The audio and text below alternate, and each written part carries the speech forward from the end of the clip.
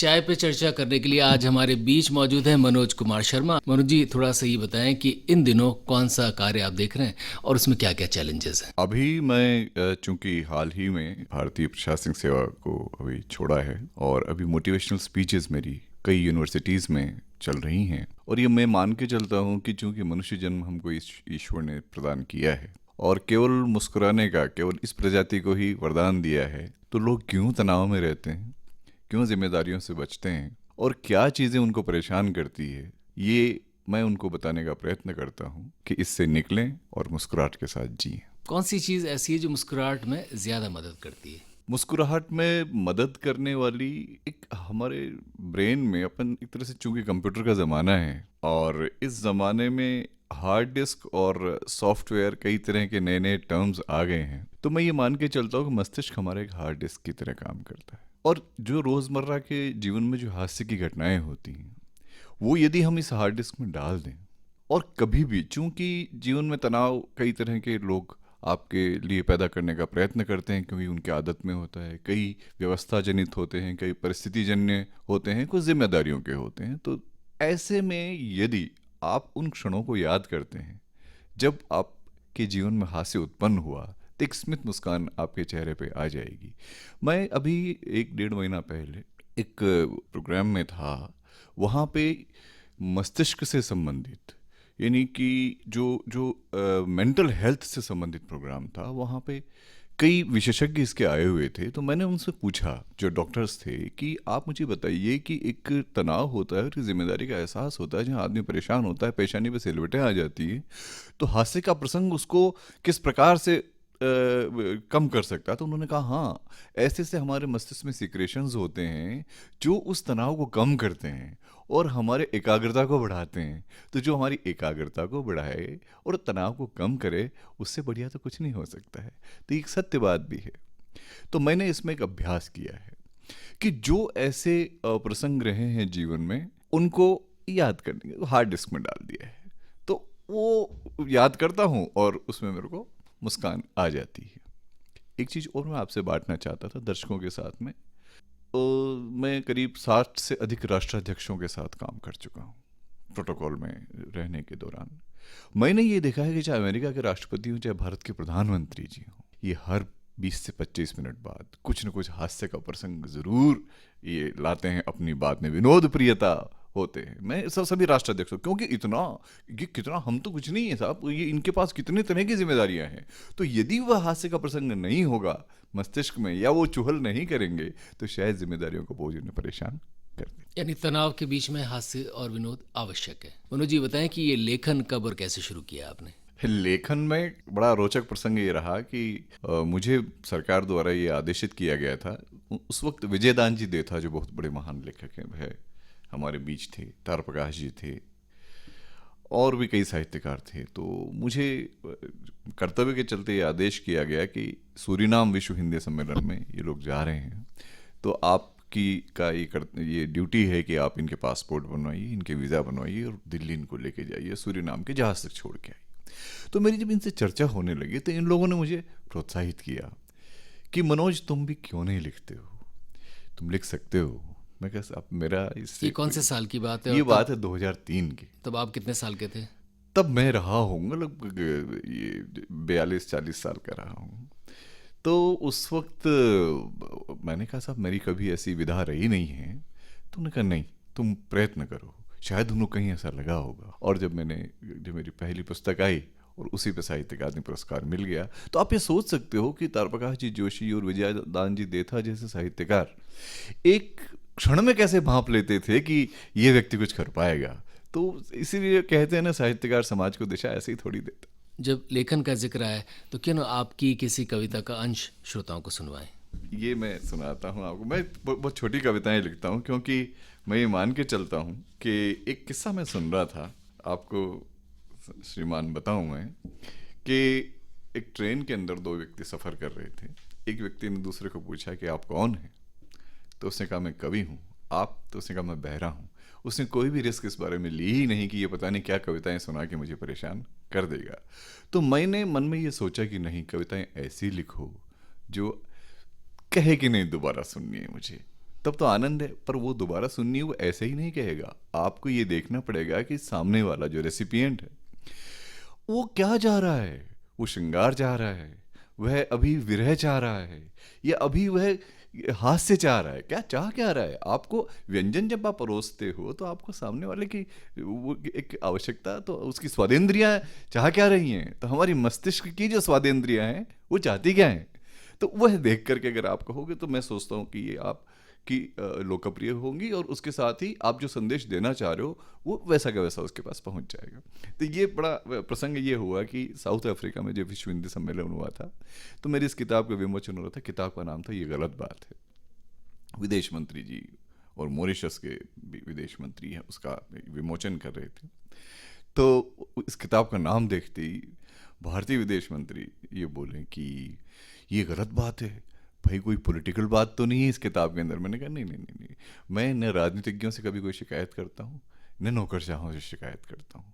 मेरी शिकायत अगर करनी होगी तो परमपिता परमेश्वर से करूँगा। तो ये गलत बात है, ये परमपिता परमेश्वर से मेरी एक मीठी शिकायत है जो एक पुत्र की अपने परमपिता से होती है। तो ये एक छोटी सी कविता है, ये गलत बात है।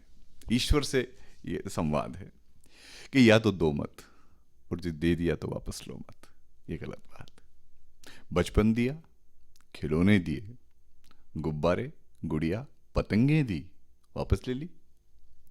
फिर यौवन दिया, सौष्ठव दिया, प्यार भी दिया, प्यार करने वाले भी दिए। आसमान छूने की कुव्वत दी, अचानक सब वापस ले लिए। फिर छोड़ दिया व्याधि युक्त ये शरीर बिना किसी सहारे। फिर छोड़ दिया व्याधि युक्त ये शरीर बिना किसी सहारे, तिल तिल गलने के लिए। ये गलत बात है, या तो दो मत, और जो दे दिया तो वापस लो मत, ये बहुत गलत बात है। बहुत सुंदर। एक कविता और हो जाए मनोज जी। एक समय के ऊपर अक्सर कुछ ऐसे विषय होते हैं जिस पे मैंने देखा है कि कवि अक्सर लिखते हैं, चाहे माँ हुआ, पिता हुआ, समय हुआ, सामाजिक परिस्थितियाँ हुई, दलित लेखन हुआ, महिला सशक्तिकरण हुआ। ये मतलब ऐसे विषय हैं जिनके ऊपर लिखना भी चाहिए और लिखते भी रहते हैं। परंतु जब समय के लिए मैंने एक दिन सोचा कि मैं समय पे लिखूंगा तो कहीं यूं तो नहीं हो जाएगा जैसे सब लिख रहे हैं वैसे ही मैं लिख रहा हूँ। तो मैंने थोड़ा सा हट करके लिखा है कि समय ने मुझे कहा, समय मुझसे संवाद कर रहा है। समय ने कहा मुझे कि चाहे दसों दिशाएं हो तेरे साथ। समय ने कहा मुझे कि चाहे दसों दिशाएं हों तेरे साथ, चाहे हों साथ तेरे देवता, सुर, असुर, अप्सराएं, गण, राक्षस या फिर यक्षगण, सब हों तेरे साथ। और जो मैं तेरे साथ नहीं हूं तो घोड़े की जीन कितनी भी कस के बांध ले, घोड़े की टापों में कितनी ही नालें लगा दे, कितना ही सुरीला गा ले, कितनी तेज दौड़ लगा ले, कितना भी तेज जगा ले, जो मैं नहीं हूं तेरे साथ तो सब व्यर्थ। तो प्रतीक्षा कर मेरी, तो प्रतीक्षा कर मेरी कि तेरे भाग्य में कितने समय बाद लिखा है मेरा साथ। तो प्रतीक्षा कर मेरी कि तेरे भाग्य में कितने समय बाद लिखा है मेरा साथ। प्रतीक्षा कर कि कहीं और कहीं भी मैं तेरे साथ आ जाऊं।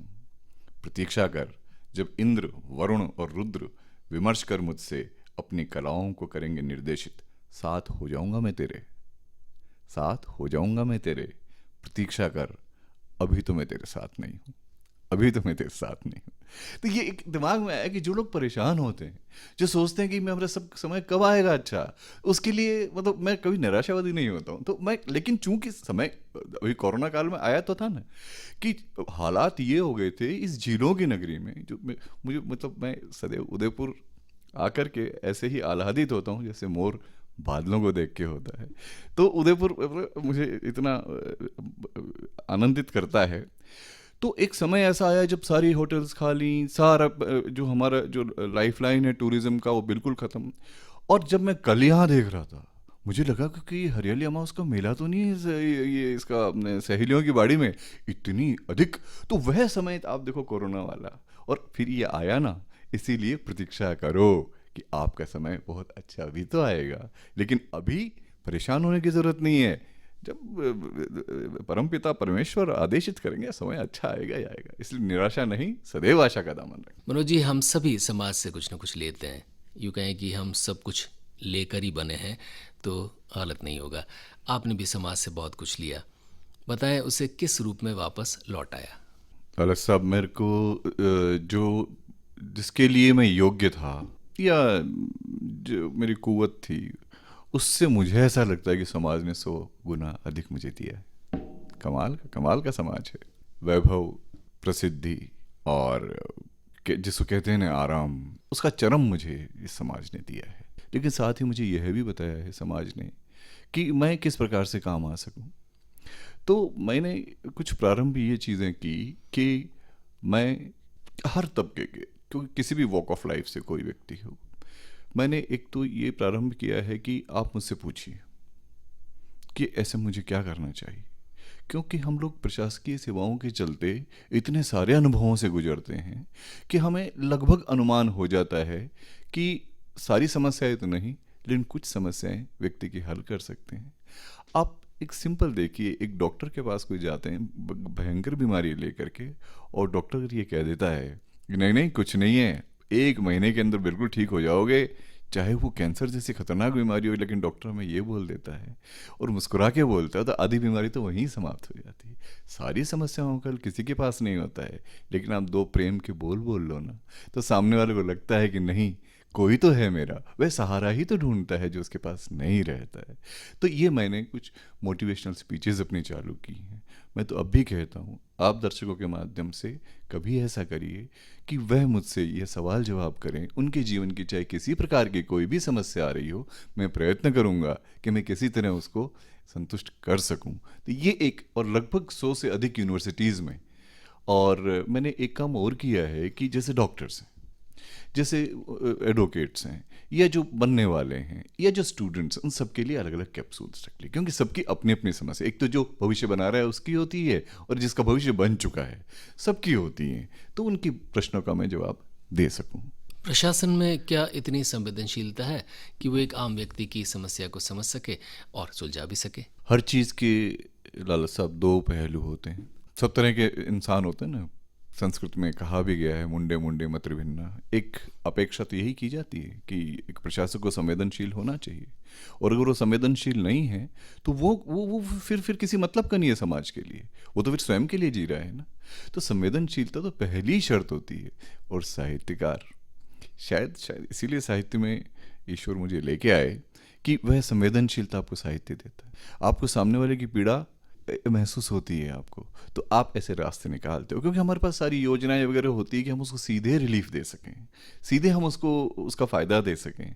अगर नहीं देते हैं तो हम अपराध कर रहे हैं। इसीलिए संवेदनशीलता तो प्रशासन के लिए बहुत ज़रूरी है, और मैंने प्रयत्न यही किया है कि किस प्रकार से समय जनित जो उपलब्ध साधन संसाधन है उससे किस प्रकार से मैं लाभान्वित कर सकूं। मनोज जी, ये बताएं कि क्या छपा हुआ शब्द, लेखन जिसे हम कहें, चाहे वो गद्य हो या पद्य हो, उसके पाठक बढ़े हैं या घटे हैं? छपे हुए शब्द के पाठक निश्चित तौर से कम हुए, क्योंकि ये संक्रमण का दौर है, ये वो पुल है परिवर्तन का जो हमारे ऊपर से होकर गुजर रहा है।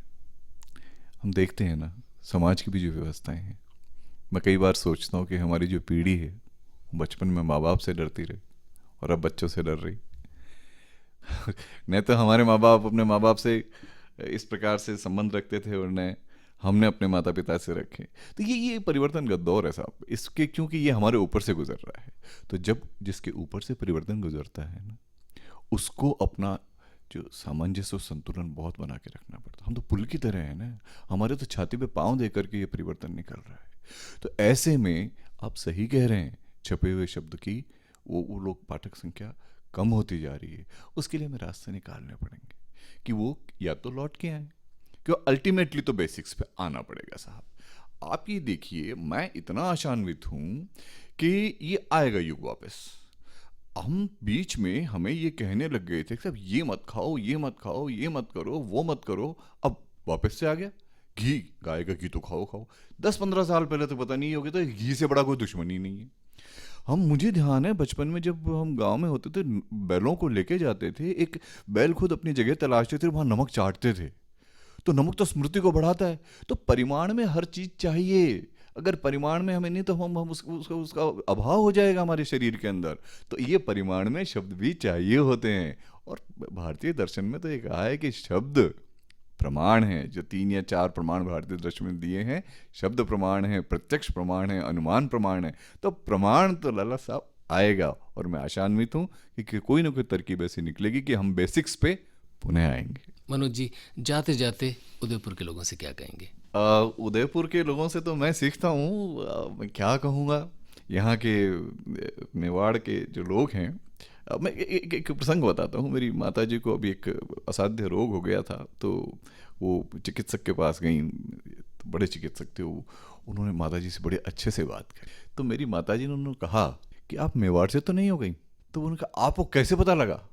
बोले नहीं, समस्या के समाधान, मुस्कुराहट और चेहरे पे एक आशा भरी चमक मेवाड़ के आदमी में हो सकती है। और वो मेवाड़ के निकले साहब। बड़ी विचित्र बात ये रही कि वो निकले और वो पहचान गए उनको कि ये वहाँ के हैं। तो मेवाड़ के व्यक्ति को मैं क्या कहूँ, मैं तो सिर्फ इतनी सी बात कहूँगा कि एक कविता के माध्यम से, कि मज़ा आ जाए। नाखून जो हमें मिले हैं हाथों और पैरों में, पर किसी काम के नहीं, न जकड़ने के।